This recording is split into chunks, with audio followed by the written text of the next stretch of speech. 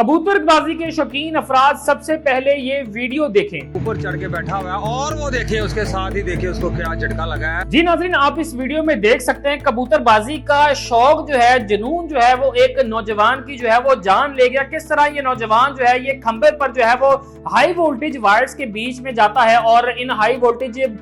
Wires के ऊपर जो है वो एक कबूतर बैठा होता है और ये नौजवान जो है वो तपती हुई धूप में जो है वो किस तरह इस खंबे पर जो है वो चढ़ता है और चढ़ने के बाद जो इन हाई वोल्टेज जो वायर्स हैं इनके बीच जो है वो इतनी जो शातिरी से जो है बैठा हुआ है और ये जो है वो उस कबूतर को पकड़ने के लिए, अपना शौक पूरा करने के लिए अपनी जान की बाजी भी लगाता है। और होता भी यूं ही है कि इसको जो है वो एक शॉट पड़ता है और शॉट पड़ने के बाद नीचे जितना क्राउड खड़ा है, जितने लोग खड़े हैं, ये जो वीडियो ये साहब बना रहे हैं, ये वीडियो में मुसलसल कह भी रहे हैं कि हम इस साहब को जो है वो आवाजें देते रहे हैं कि खुदारा नीचे आ जाएं, और ये किसी की बात नहीं सुनते और बिल आखिर जो है ये अपने उस कबूतरबाजी की शौक की वजह से मौत को गले लगा लेते हैं।